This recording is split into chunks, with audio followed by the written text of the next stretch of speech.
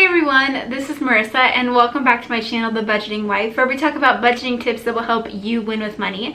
In today's video, we're going to be discussing money, marriage, and relationships and how you should combine finances with your spouse and when you should do so. But before we get into the video, don't forget to subscribe to my channel if you are not already subscribed. I would love to have you as part of my YouTube family. And with that, let's get into the video.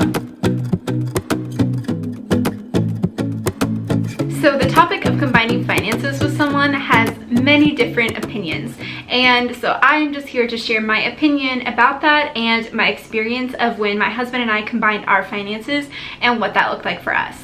I believe that it is so important to combine finances with your spouse once you are married, and that is because you should be totally 100% transparent with your spouse on all topics, and finances is definitely one of them. A lot of you know that money fights are among the leading cause of divorce in couples, and so I think that this is such an important topic that couples should be discussing and should be completely aware of with what their spouse is doing with money. It's also a great way to hold each other accountable on your spending and savings goals, and you get to work on those goals together, which is so much fun. So combining finances with your spouse means a couple of things. First off, it means that you should definitely combine bank accounts, meaning that you both have access to the same checking, the same savings accounts, and you can look at each other's accounts at all times. The best way to do this is to create a checking account with joint ownership, and that's exactly what Jacob and I do. Another part that goes into combining finances with your spouse is laying it all out there of saying how much you have in savings and how much you have in debt before you get married, and with that taking on each other's savings and debt. So that means that if one person going into a marriage has $40,000 of student loan debt and one person has zero, it becomes both of your debt. So you're both working on paying off that $40,000.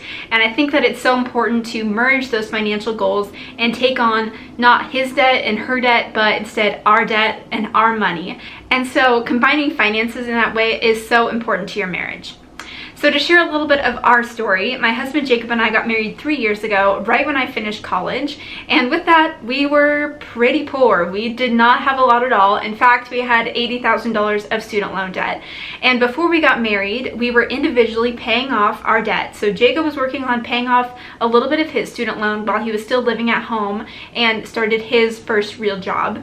And then I myself was working on paying off a little bit of my student loan even while I was still in college. And we were working on paying off our own thing. We had our own separate checking accounts with different banks, and we kept it that way up until we got back from our honeymoon. And so right when we got back from our honeymoon, we went to the credit union and we opened a joint checking account, and with that we were able to see all of our checking and savings accounts. We both had online access to all accounts and were able to hold each other accountable in that way. We also then merged all of our debts into one big debt snowball to look at which debt was the smallest amount and working on paying off that together. So when we got back from our honeymoon, we knew that Jacob's private student loan was our very smallest debt, and so together we worked on paying off that debt, which meant that both of our incomes all went into the same checking account, and we used that money to work on paying off one debt that just happened to be in Jacob's name.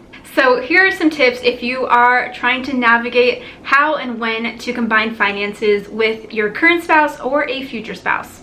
So first off, you should combine your finances once you're married and not before. And I know that if you are engaged, you love your fiance or your boyfriend and girlfriend so much, and you are sure that you're going to get married, and I definitely hope that that does happen. But you haven't officially walked down the aisle yet, so don't mess with anything quite yet. Just wait till you're officially fully married. And before you are married, work on accomplishing your financial goals separately, but still keep each other accountable in that. I think that it's very important to be transparent with your finances even before you're married. And so with that, Jacob and I knew how much each other made before we got married, and we also knew how much each other had in debt. So we were very transparent about that, but we were working on our financial goals separately up until our wedding day. So things like paying off our individual debt while we were still engaged. It can be really dangerous to merge your finances before you're married. For example, if you're dating someone and you don't have any debt but they do, and so therefore you're helping them pay off all their debt, and then at the last minute they decide to break off the relationship, well then you're kind of out of luck because you just paid off their student loans. So just wait until the marriage is complete and legally binding, and then look at merging your finances. The next thing you'll want to do is selecting a bank or a credit union that you both like. For us, Jacob was using a credit union and I was using a bank, and we liked more of the feel of the credit union. They just seemed to have a lot more customer service and didn't have a lot of those hidden fees that a lot of big banks tend to do. So once we got married, I actually took all of the money that I had out of my bank account, closed my bank account, and put it into the credit union joint checking account that we had just opened. So look at finding a bank or credit union that you are both going to enjoy using and open up a joint checking account there.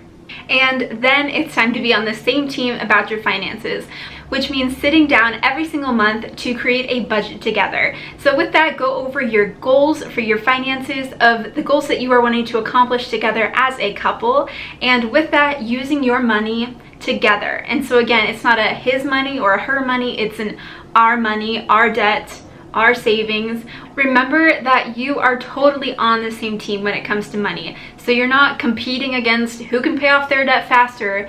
It's how can we pay off this debt together as fast as possible. So that is all I have for you guys for this video. I hope you enjoyed it and got something out of learning why it is important to combine finances with your spouse, but knowing that you should definitely wait until you are officially married to do so. I think that when you have a couple on the same page about money, you are able to accomplish your goals so much faster, and you're also able to hold great accountability with each other.